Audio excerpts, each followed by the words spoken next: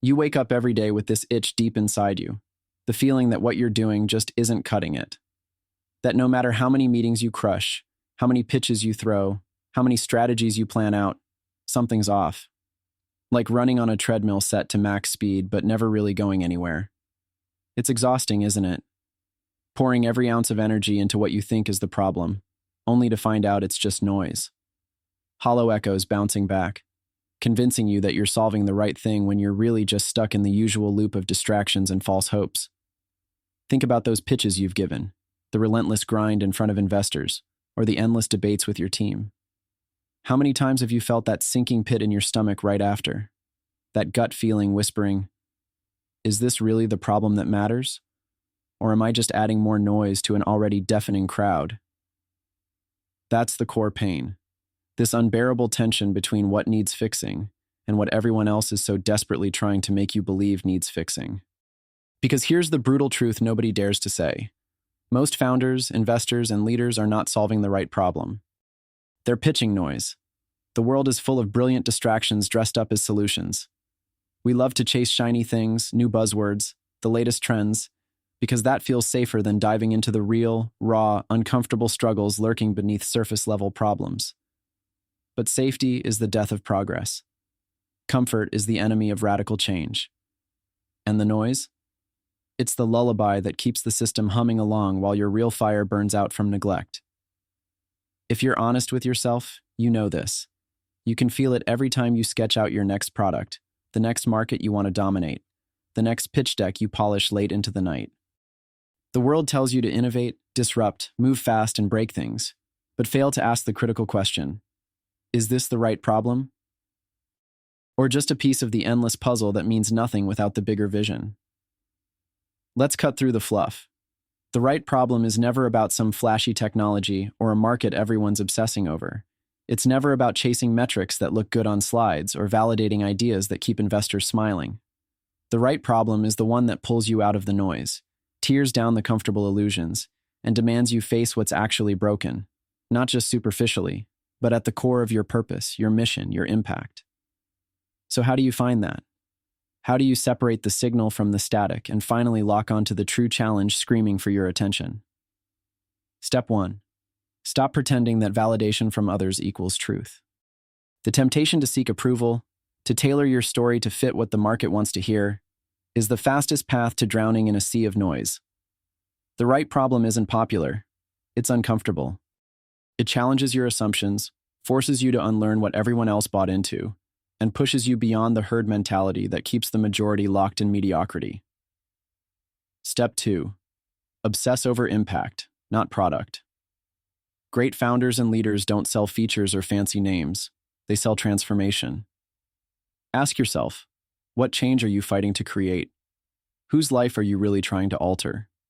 Not in some vague way, but in a way so deep that it shatters old limits and rewrites what's possible. If you can't answer that with brutal clarity, you're still pitching noise. Step 3. Embrace silence and discomfort. The world is loud, yes, and it tries to drown you with distractions, quick fixes, and half-truths. But the right problem hides in the quiet spaces you avoid, within deep reflection, honest conversations that hurt, feedback that challenges your core beliefs. When was the last time you allowed yourself to really sit with an uncomfortable question without reaching for a quick answer? That's where the signal lives, often ignored because it doesn't fit the neat boxes others want it to. Step 4. Build alliances with the rare few.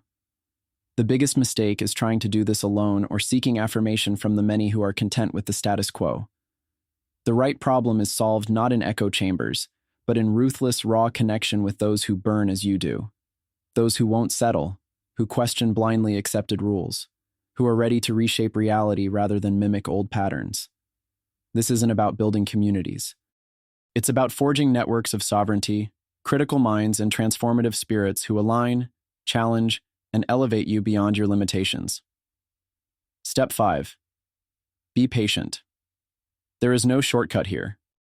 The world favors the long game, the ones willing to bear the discomfort, go against the tide, dismantle parts of their own stories, and yet keep showing up. The right problem often means tearing down your own walls before building anything new. It means releasing control and surrendering to a process that looks messy, chaotic, and terrifying. But the payoff is real power, the kind that scales not just metrics but meaning. Now imagine that fire inside you, the one you tried to bury under the noise of daily tasks, reignited by this clarity. Imagine breaking free from the system that sells freedom but chains you in convenience and false promises. The system doesn't have a place for the exceptional. It processes people, ideas, dreams, turning them into safe, manageable patterns that never disturb the peace.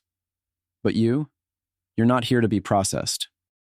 You're here to transcend all that, to disrupt not just markets but mindsets, not just industries but realities. This is the liberation that only happens when you stop pitching noise and start solving the right problem. When you stop adding to the pool of shallow distractions and start amplifying deep, rebellious essence. It's not an easy path.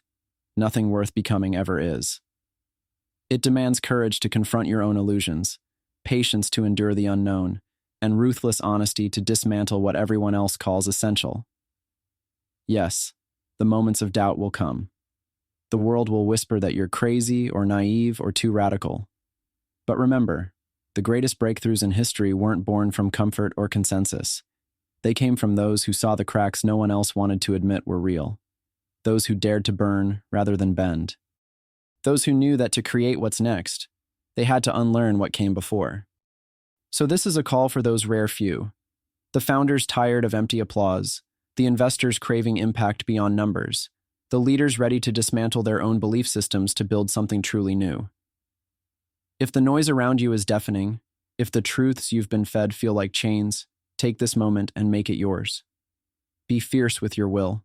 Question everything relentlessly. Align yourself with those who fuel your fire rather than extinguish it. And above all, choose the right problem, even if it scares you into silence. Because on the other side of that scare, beyond the noise, lies the real work. The transformation that's bigger than you, bigger than any pitch, bigger than the tired systems that try to define what's possible. It's here that the future is born, not from convenience or conformity, but from the extraordinary power of the liberated individual who dares to say, "No more noise.